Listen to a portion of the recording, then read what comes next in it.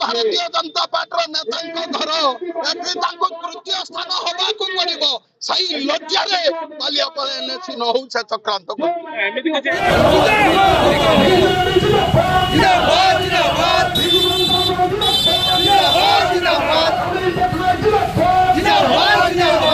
बालियापाल को एनएसी घोषणा बाद देवा प्रतिवाद रे बालियापाल बिजु जनता दल तरफ बालियापाल बस स्टाण्ड ठारू ब्लॉक पर्यंत पदयात्रा और ब्लॉक सम्मुखरे प्रतिवाद सभा जोगदेले बस्ता विधायिका सुभाषिनी जेना।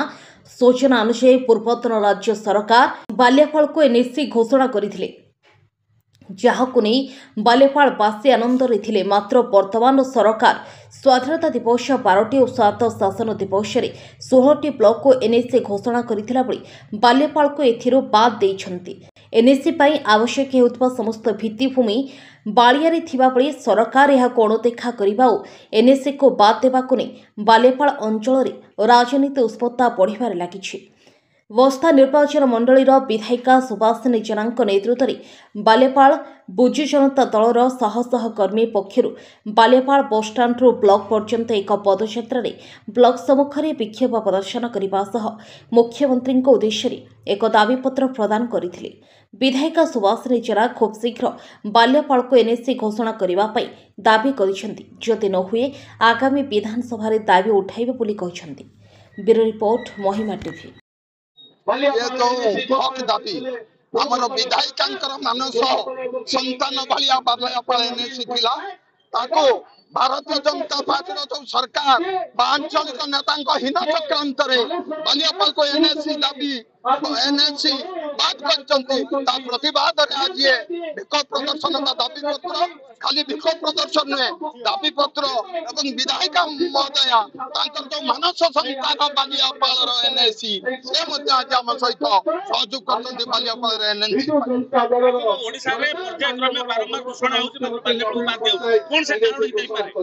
कारण दुईटा गोटे कथा हूँ पूर्वतन सांसद इंजीनियर रवींद्र जेना प्रचेषा तथा सुभाषिनी प्रचेषा बालियापाल एनएसी घोषणा होता काले अधिक नाम से बालियापाल आंचलिक सरकारी दलर नेता चेष्टा करना। द्वितीय कथा हूँ बालियापाल म्युनिसिपालिटी निर्वाचन हुए भारतीय जनता पार्टी नेता घर एठी तृतीय स्थान होबाकू पड़िबो सही लज्जा रे बालियापाल एनएसी न हो से चक्रांत सौम्यदीप चक्रवर्ती समाजसेवी बालियापाल। आज जो कार्यक्रम विषय कहबे ए कार्यक्रम देखंतु बालियापाल ब्लॉक विगत दिन में पूर्वतन मुख्यमंत्री नवीन पट्टनायक तरफ एनएसी हबो बोली विधिवत भाव में घोषणा करा जायतिला। सबु प्रकार क्राइटेरिया ए Baliapal block Baliapal town fulfil करुवा बेले आपण माने देखिथिबे याकू साबत मार पुओ भलिया गोटे चक्षुरे देखा जाउची। आपण जानिथिबे आम पाख पड़ोसी जो विगत दिन ले राजकुंदपुर उपदा भली छोट छोट सहर जो थे कि 50टा दुकान नहीं से भलिया जगह को जदि एनएसी घोषणा करा जाई पारुची ताहले बालियापाल ब्लॉक सेथिरु काहेकि बाद पड़िबो बोली मोर साधारण रे प्रश्न आपण मानक जरिया रे मु निवेदन करबा पई चाहेबी माननीय मुख्यमंत्री को जे आपण ए बालियापाल को सो चक्षुरे देखी ये सर्व प्रकार सीमा रेखा को पालन एनएसी पई सर्व सीमा रेखा को पालन करुथिबा बेले आकु बाहर न देई पुनर्बार याकू एनएसी बोली घोषणा करा जाऊ। ये सारा बालियापाल हजार हजार जनसाधारण को निवेदन। देखंतु आपण माने आम गणमाध्यम बंधु माने भाई माने विगत सरकार ए बालियापाल को एनएसी घोषणा करथिले।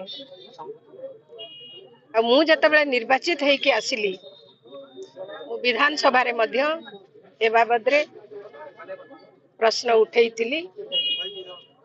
पवित्र स्वायत्त शासन दिन ओडिशा रे 16टी एनएसी घोषणा करागला। पुणी थरे दुखर सहित अत्यंत म्रियमाणर सहित आपण मानकु कहिबाकु चाहिबी जे सेदिन मध्य बालियापाल ना नथिला। ए बालियापाल पाखरे विकास गोटे विराट संभावना अच्छी। एनएसी हवा पई सबु प्रकार भित्तिभूमि मध्य अच्छी। तापरे मध्य बालियापाल को कहीं अणदेखा करा जाउछि सेठी पई बिजु जनता दल आज विक्षोभ प्रदर्शन करुछि शांतिपूर्ण भाव रे।